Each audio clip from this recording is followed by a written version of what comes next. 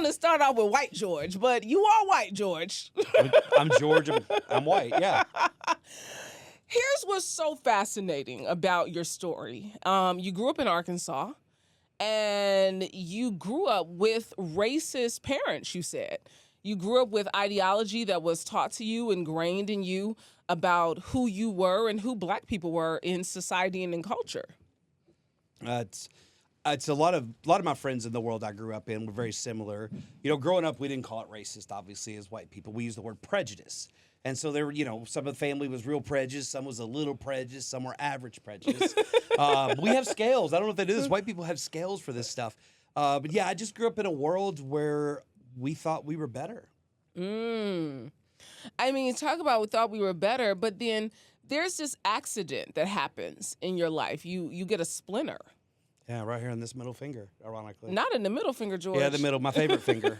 I am left-handed, though, so, this one, yes. I got a splinter, and I got something called cellulitis, was a bacteria which lodged in my arm right there, and it blew up over several days, and I had to have emergency surgery.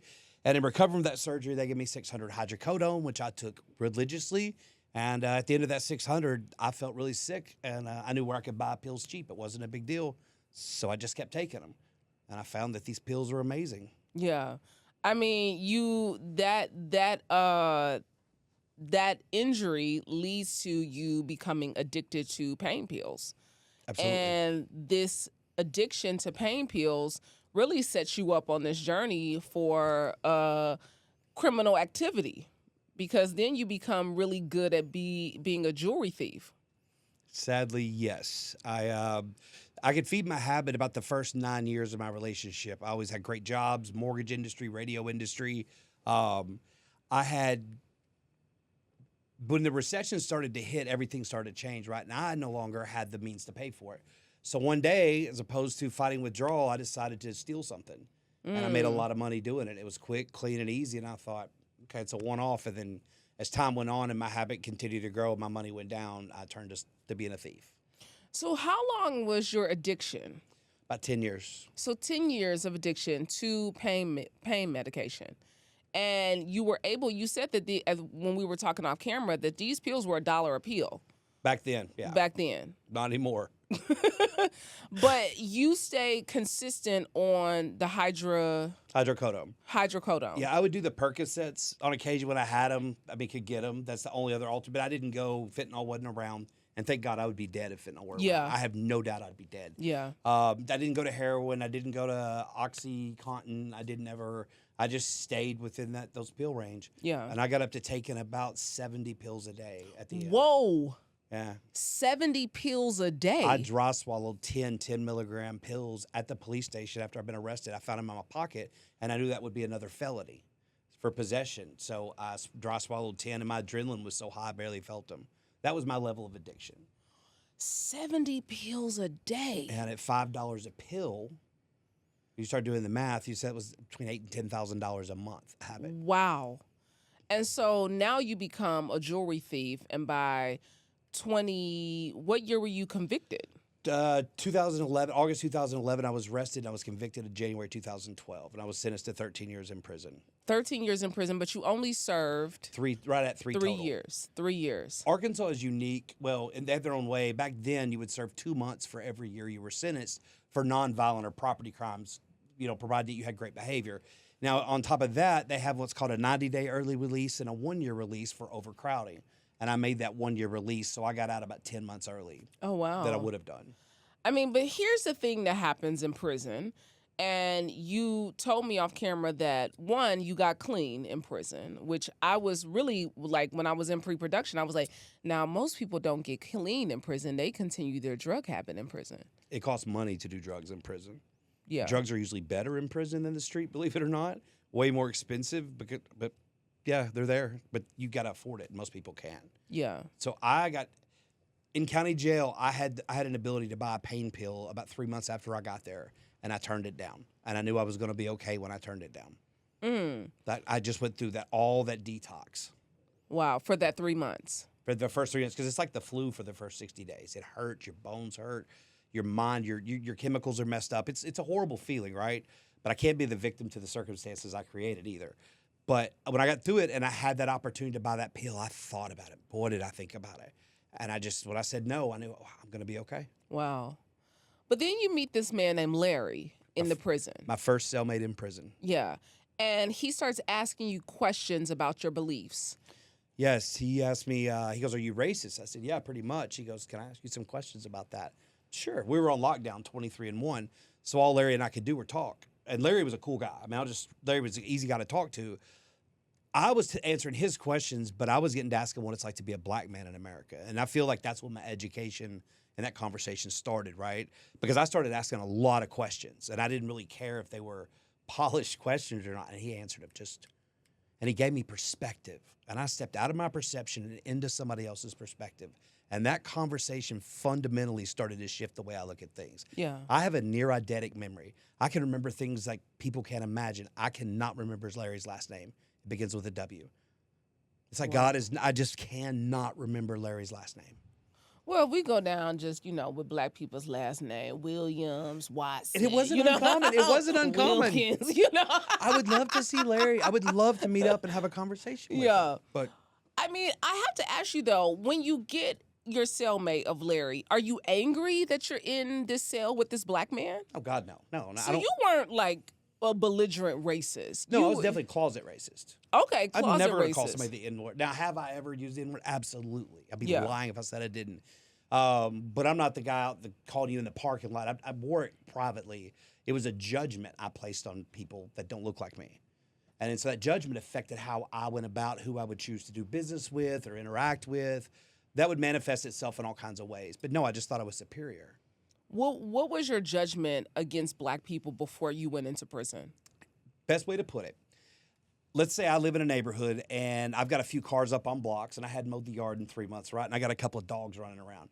You and your family move into up to the end of the street. Now I'm going to my neighbors and going, here goes my property value. Now we got black folks in our neighborhood now. Because I don't want to look in the mirror and be accountable for being white trash. It's just easier to blame it on you. That's what racism looked like in a very simplistic term for me. You didn't want to be accountable for being white trash. I didn't. I could blame you for everything in society, and I don't have to face up to a lot of times reality, right? And not to go on this rabbit hole, but we're very propagandized, right? Betsy Ross didn't sew the flag. We don't know who did. Paul Revere wasn't a great hero on that one night. A 16-year-old girl wrote more. But I realized how I've been told history affected me and my views, right? From slavery to black Americans are not as smart or dumb, all the tropes. And it wasn't true. It wasn't true at all. Some of the smartest black men I've ever seen were in prison. Yeah. So then you have this conversation with Larry. You begin to challenge and question your own beliefs. When is this turning point that happens while you're in prison? There is no light switch that got flipped. Okay, I met Larry, had the interaction, and the thing I most took away from this conversation, he said, your grandmother would love me. I'm like, yeah, Larry, you're a great guy. And she goes, no, she'd love me just on a human level. And I'm like, in agreeing. He goes, but once she separates me from black culture, it's different. Because she can love me and hate black America. And I'm like, I started to understand that. He goes, she doesn't understand it, and she fears what she doesn't understand. Yeah. And when you fear things, you do all kinds of crazy things in reaction to it. He goes, it's never about me. It's this thing out there. Yeah. And that began to change. I had a black man teach me what racism was in my own people, right? So I began to psychoanalyze and become introspective about how it weaved its web in my life. But it didn't start to change until well after prison, because I went back on a parole violation. I've been back twice. I went back 10 months for the second time. And I feel like I went in more racist than I'd ever been, or I came out the first time. So this is, you get out in 2014. When I get out the first time. And you are like, I've done some time. I've had these questions in conversation with the Larry, but I ain't giving it up yet. Okay. Went back on a parole violation, had a different experience this time. And I hung out with a lot of black dudes who were lifers. And they taught me about psychology of life. I feel like I got a PhD from hanging around some of those guys. We played Scrabble every day. And so we talk and we converse. And, we'd be philosophical. But when I got out of prison the second time, I paroled out to my uncle's house, right? That man stood strong by me. And ironically, the man I've never seen a racist bone in his body, ever. This is your uncle? Oh, yeah. I went to high school with the Little Rock Nine also. Okay. Yeah. So it's a weird juxtaposition. But I remember when I got out and I was working and I would come home every day and there was 2 black women sitting on their porch. Now, the neighborhood I paroled into is 99% non-white. It is probably 15% Hispanic, 84% black, and 2 white families. And my uncle's one of them. But these 2 ladies sat there and I would wave every day I went by and they would just look at me. And it became a game for me, right? How long? I think it was 3 or 4 months before they waved. And when they waved, they never stopped waving. And that single moment triggered something in me. I don't know why I remember that so fondly, but I worked for their wave. And I earned it, right? And I began to understand how credibility and trust looks like. So then what starts you on this journey of uncovering and discovering Black history? I told a story about John H. Johnson. John H. Johnson, if you don't know, is the man who founded Jet and Ebony magazine. He was born in Arkansas City, Arkansas in 1918. Same area of the state my grandmother was born in. So she told me that story. And she's like, do you know a black man from Arkansas was the first black man to be on the Forbes 400 list of richest Americans? I'm like, what? And then I looked it up, right? So I remember this story forever. So I told it on TikTok. And a few 100,000 views. And I didn't get a lot of hate for it. I'm like, I know more of these stories. So I just started to dig into stories I grew up with, Central High School crisis, et cetera. And as I got into it, it fed my soul in a way I can't explain. Of learning Black history facts. It was teaching me more about my own life and world because I was learning it through a different perspective. Because now you're seeing, wait a minute, I had all these thoughts about Black people and their contributions to culture or lack thereof. And now you're going in these deep dives and you're finding out, wait a minute, I don't have no ironing board, no washing machine, no caller ID, no computer monitor, no home security system, no ironing board, no GPS, no no refrigeration, smartphone, no Jack Daniel's potato whiskey. chips, Harley Davidson wouldn't be a brand. Cadillac wouldn't be a brand if it weren't for Black America. no stoplights. No. Yeah, I mean, you start to uncover, wait a minute, I've been sold a lie. Because I've been told, wait a minute, white folks have invented everything. And then you start to find out Black folks was behind all these inventions. You know, it's even deeper than that. I looked at how society spoke about Black Americans. Like, whenever you see a Black suspect or white suspect on the news, that makes sense to identify. Black suspect is in custody. Why does the race matter anymore? And I noticed it's the tiny little things. And I know people are like, well, that's just the way it is. It's the tiny nuances I started to realize that reinforce.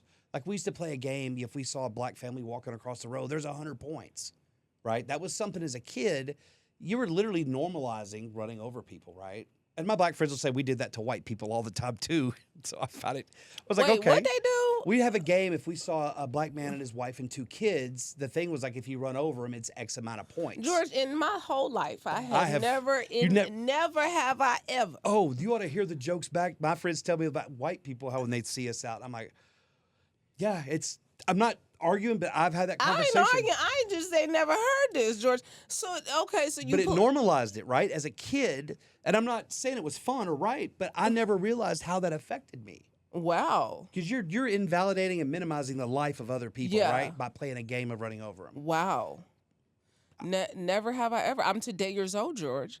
Today years old, never heard it. If that blessed you, trust me, you've only scratched the surface. There's so much more wisdom, truth, and transformation waiting in the full conversation. Click the link in the caption below to watch the entire interview. And don't forget to like, comment, and subscribe so you never miss an episode of Vault Empowers Talks.